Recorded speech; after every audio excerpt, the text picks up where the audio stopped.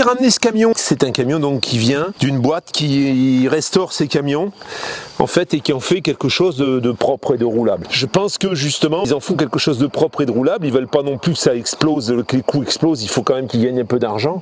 Et du coup, il y a beaucoup de choses qui ont été un peu, j'aime pas trop le terme rafistolé, mais qui n'ont pas été faites comme il aurait fallu. Donc je vais revenir un petit peu là-dessus. Je vais te dire un petit peu ce que j'ai eu à retoucher principalement sur ce camion. Et comme ça va t'aider si toutefois tu devais acheter un camion, un vieux camion à l'étranger.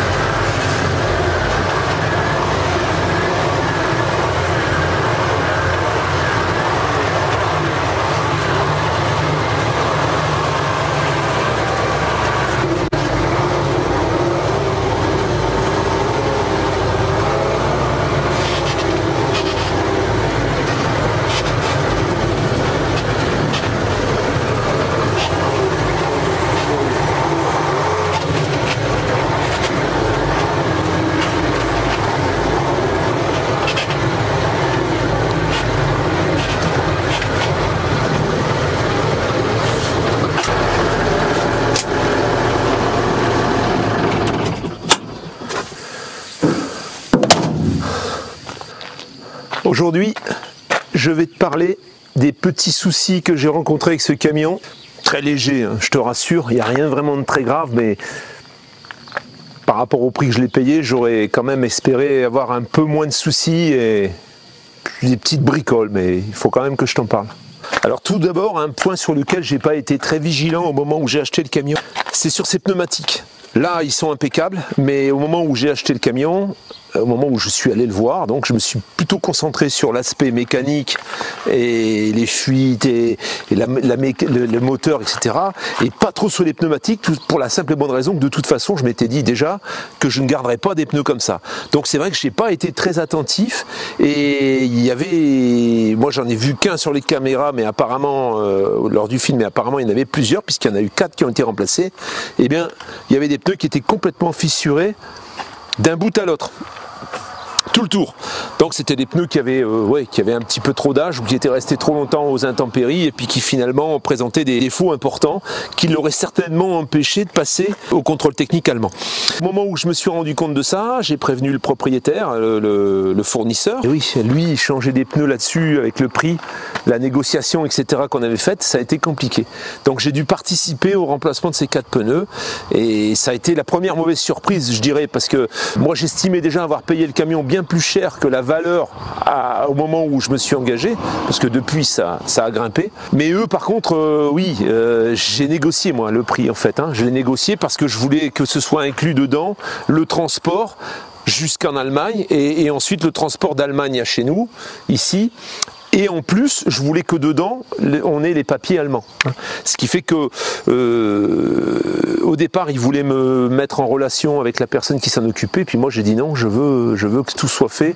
Et moi, je veux m'engager sur le camion entier avec le transport et les papiers. Ce qui fait que du coup, les pneus, au moment où ils sont arrivés, ça m'a coûté 800 balles de les faire changer. Je m'en sors bien parce que finalement, un seul de ces pneumatiques coûte beaucoup plus enfin, pas plus de 800 €, mais je pense qu'aujourd'hui, le prix normal d'un pneu neuf comme ça, c'est environ 600 € à peu près. Alors le second point, ça concerne le système de freinage. Moi, au moment où j'ai essayé le camion, j'ai été surpris par la garde au freinage, une garde vraiment importante où on avait quasiment la pédale au fond, hein, il restait un tout petit peu de distance et c'est vrai que la méconnaissance du camion, de ce camion-là en particulier, au moment où il freinait le camion, hein, il bloquait vraiment les 6 roues, mais au moment où la personne qui m'a accompagné pour l'essai m'a dit attention au freinage, essayez d'abord avant de freiner vraiment, parce que vous allez voir, vous allez être surpris, et c'est vrai que j'ai été très surpris. Il y avait en fait, ce que j'ai réalisé après, c'est qu'il n'y avait pas d'assistance au freinage. Il y avait un des deux Mastervac. Alors celui-ci, qui paraît tout neuf, hein, il paraît pas très vieux, il est tout gras en fait en dessous et c'est du Lockheed. Donc je pense que Lockheed passe du mètre cylindre à l'intérieur du booster. Celui-ci par contre, j'ai l'impression qu'il a été changé. Parce que tu vois, on a des vis neuves et on a l'autocollant. Ça s'est passé ici en fait. Celui-ci est complètement neuf.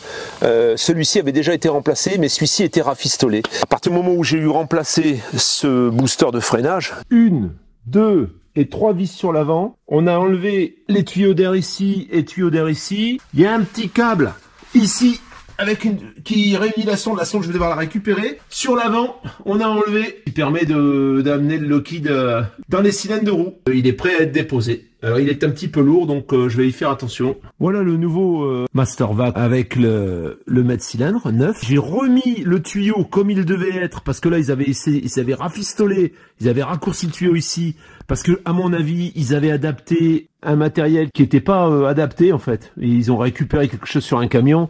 Et là, tu vois, ici, ils ont coupé, ça c'est des vents, hein. Ça, je peux plus le remettre parce que là, la vis, ça, c'est trop petit. Donc là, demain, je vais refaire le morceau de tuyau, là, qu'il faut.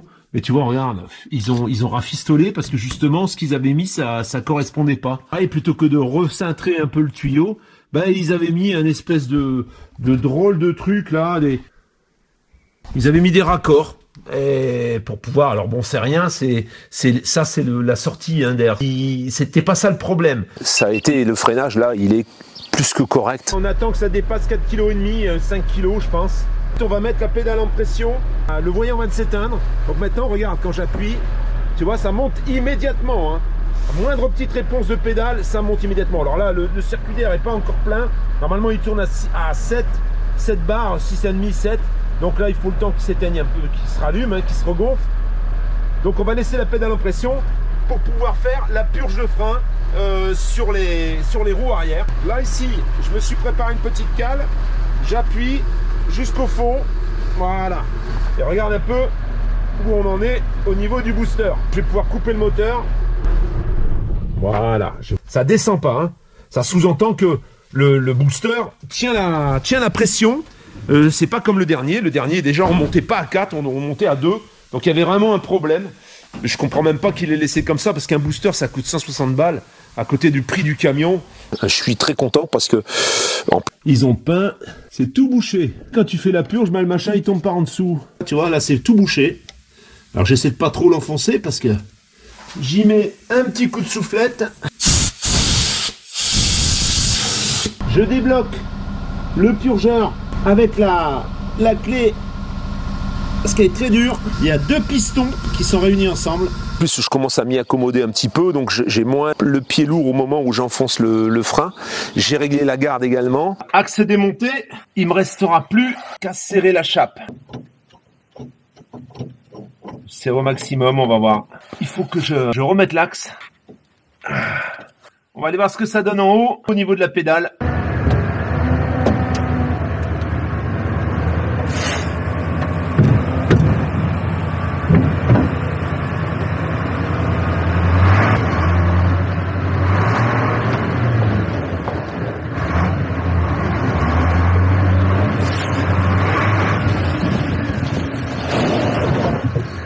J'ai fait pas mal de réglages.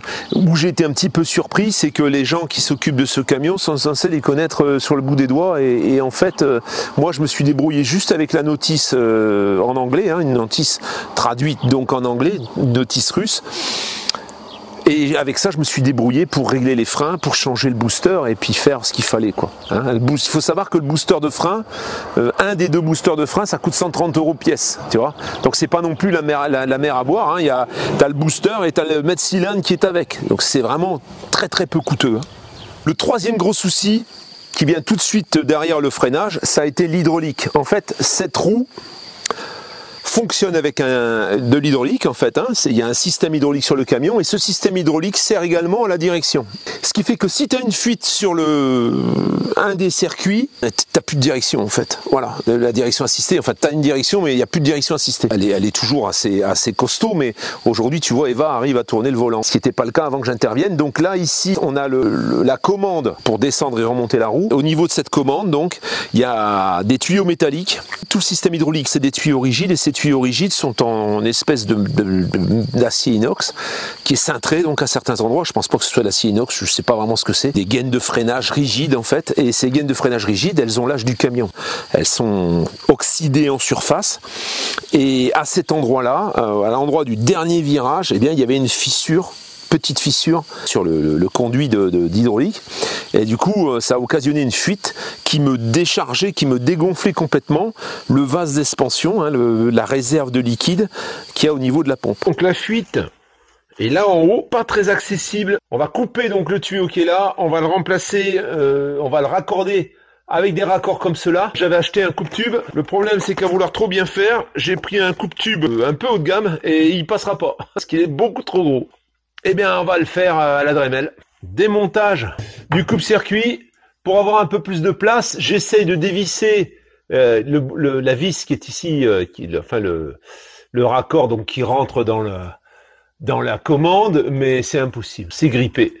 Bon voilà, j'ai coupé la première partie. Je vais maintenant couper une partie en haut. Comme ça, je vais mettre 2 raccords pour pouvoir changer le morceau qui est fissuré, qui est pourri. Voilà, c'est coupé. Alors maintenant, il restera à ébarber tout ça et à poncer pour pouvoir mettre les raccords.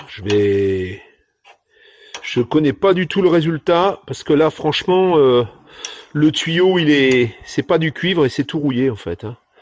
On va voir ce que ça donne. Mais je pense que je serai de toute façon obligé de le changer parce que là, c'est vraiment pas beau. Le tuyau, il est pas terrible. Pour le moment, aucun pipi en dessous. Je suis plutôt content, j'ai réglé plus ou moins toutes les fuites. En fait, la pompe, elle fonctionne en basse pression et à haute pression. Elle fonctionne à la fois pour il y a 2 circuits. Elle fonctionne pour la direction, pour le booster de direction assistée. On n'est pas sur un boîtier assisté, on est sur un booster. Ça veut dire qu'on a un vérin qui pousse et qui aide à la direction. Il y a un système également assez bien foutu qui évite aux roues de suivre les trous quand tu fais du tout-terrain. Et ça m'avait beaucoup surpris quand je l'ai essayé en Allemagne. On a eu l'occasion de l'essayer dans des bosses et tout, c'était assez sympa. Et je me suis rendu compte qu'il n'y avait aucune incidence sur la direction. Tu n'étais pas obligé de te tenir la direction au moment où elle prenait les trous. Et ça, c'est plutôt sympa. Par contre, il est vrai qu'à l'attaque, tout de suite, t'as pas forcément de booster de direction. Quand tu commences à tourner, ton booster fonctionne, mais au moment où tu commences à tourner la direction, il n'y a rien en fait, tu vois, il n'y a pas de direction assistée. Ce qui fait que ça peut surprendre, mais ça se passe très bien ensuite, hein, ça marche très bien. D'ailleurs, je suis même en train d'étudier la question, peut-être que je pourrais mettre un vérin un peu plus costaud. Encore faudrait-il que la pompe soit assez costaud pour envoyer la purée dedans, mais peut-être que si j'avais un vérin un petit peu plus costaud, un booster à l'avant de direction, peut-être que mon camion il tournerait encore mieux. Mais là, ça se passe plutôt bien. Ensuite, là cette fois-ci, je vais pas te parler des améliorations que j'ai faites pour rendre ce camion un peu plus docile, parce que ça fera l'objet d'une autre vidéo. Je vais me concentrer sur les problèmes. Il y avait 0 graissage. J'ai fait tous les graisseurs. Graissage, comment ça se passe? Une pompe à graisse. Alors moi, j'ai pas de pompe à graisse pneumatique, mais je pense que j'y viendrai certainement. C'est des cartouches comme ça. Donc moi, j'ai pris de la graisse pour les engins agricoles, hein, tout simplement. C'est de la graisse pour palier, roulement, moyeu, cardan, articulation, graissage centralisé. Chargé, eh bien, on va commencer par le premier graisseur. Alors, est-ce qu'il est propre? Est-ce qu'il n'est pas propre? Je pense qu'il est peint. Donc je vais essayer de mettre un petit coup de papier de verre avant de le changer parce qu'il a pas l'air en mauvais état. Là, il y a 3 graisseurs sur le vérin de direction assistée. Ça a l'air pas mal. Alors dans ma vie de salarié, j'ai travaillé dans le BTP où je conduisais des machines. Et donc on graissait régulièrement les machines. Et alors, bon, on n'aimait pas trop faire dégueuler la graisse parce que la terre se foutait dessus. Mais bon, la graisse que je mets, elle est verte en fait. Donc il y avait 0 graisse. Il y a un truc plutôt satisfaisant. qui me rappelle de bons souvenirs, c'est quand tu vois, t'entends claquer la graisse dedans. Alors là, on n'entend pas. Voilà. Et là, et appuyer dessus.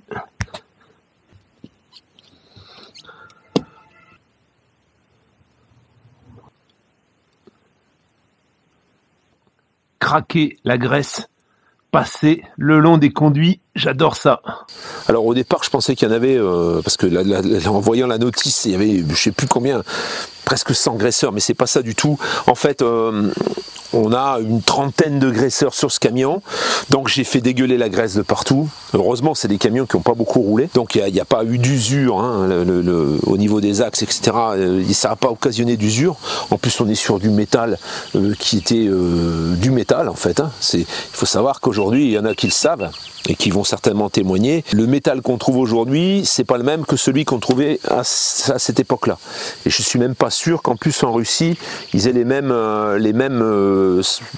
approvisionnements. En fait, il y a eu un gros problème sur le métal dans le monde, c'est que la Chine a acheté beaucoup de métal, beaucoup d'acier, et on va plutôt parler d'acier. Ils l'ont mélangé en fait, ils l'ont mélangé avec des aciers recyclés, ce qui fait qu'aujourd'hui par exemple, alors je pense pas que ce soit le cas aujourd'hui, mais il y a quelques années, pas si vieux que ça, hein, moins de 10 ans, au moment où je vendais du matériel, du camion, et je vendais également des machines de chantier, il se disait que les anciennes machines étaient plus solides, chez Caterpillar notamment, étaient plus solides que les nouvelles qui sortaient. Les nouvelles qui sortaient, il y avait sans arrêt des problèmes de carter qui s'ouvraient, de choses qui n'arrivaient jamais auparavant. Caterpillar, c'était vraiment une marque qui était réputée robuste. Et le fait d'avoir mélangé ce métal, ça a fragilisé le métal. Et aujourd'hui, le métal qu'on trouve sur le marché, c'est un peu comme le béton, c'est pas le métal qu'on trouvait à cette époque-là, où on avait vraiment un métal très très dur, quoi. Et d'ailleurs, c'est ce que Michel m'a dit quand on a démonté la boîte de transfert, au moment où il a tapé pour pouvoir sortir les roulements, c'est son burin, en fait, qui perdait des échardes et qui s'aplatissait. Le roulement, il n'y avait pas une seule marque. Et c'est lui justement qui m'a dit, tu vois, à cette époque-là, le métal c'était du vrai, l'acier c'était vraiment de l'acier, quoi. C'était vraiment du costaud. L'autre problème, qui est là beaucoup plus bénin, hein, c'est au niveau du rite, au niveau de l'alimentation au gasoil. J'ai démonté le filtre à air pour accéder au retour gasoil, et là il y avait un bon suintement et il y avait une fuite assez importante. Ensuite, quand au moment où on avait arrêté le camion, quelques heures plus tard, il y avait une flaque.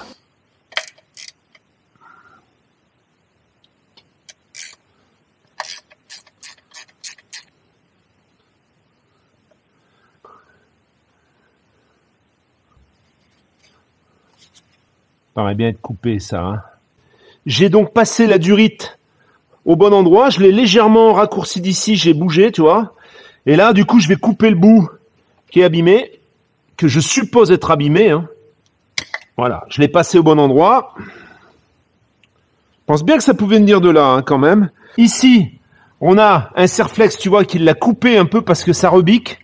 Donc, je vais mettre un autre serflex, un petit peu plus fiable, j'espère. C'est tous des petits trucs comme ça, qui sont pas remis à leur place comme il faut, et du coup ça occasionne des fuites. Maintenant, réamorcer le circuit. Ça commence à être bien dur. Ah, ça y est, ça arrive. Voilà.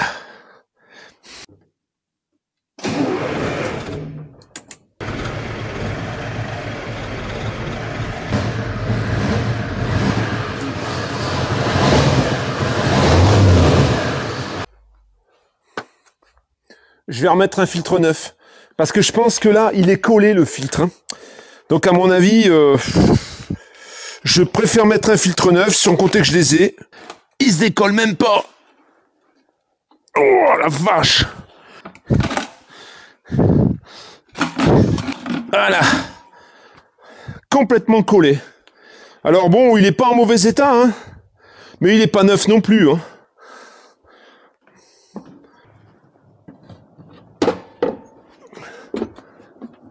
Voilà, et là maintenant, faut voir si on est bien au-dessus.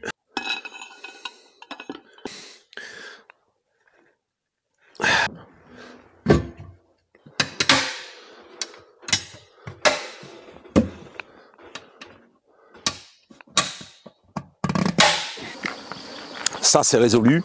Ici j'ai un anti-retour que j'ai complètement démonté, j'ai nettoyé, j'ai refait les joints, mais il fuit toujours un tout petit peu. Donc le moment où je redémarre le camion, il faut tirer un petit peu dessus. Le gasoil, il faut plusieurs semaines avant que le gasoil retombe complètement dans le réservoir. Il n'en reste pas moins qu'il y a une petite fuite, ça fait une toute petite flaque alors qu'elle était beaucoup plus grosse avant.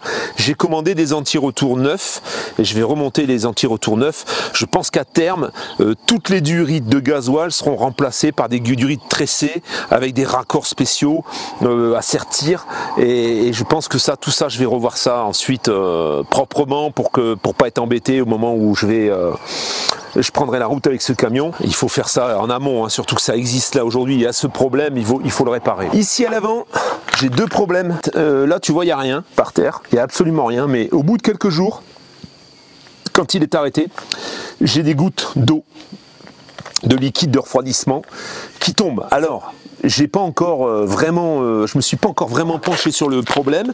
J'ai mis un anti-fuite total. Est-ce qu'il y en a assez? Je sais pas. Hein. C'était pour des voitures, j'en ai mis 2 flacons, donc je pense que c'est insuffisant. Ça s'est arrêté pendant un moment. Dernièrement, là, il y a quelques jours, il retombait quelques gouttes. Donc je suppose que ça n'a pas fonctionné. Est-ce que c'est le radiateur qui est abîmé?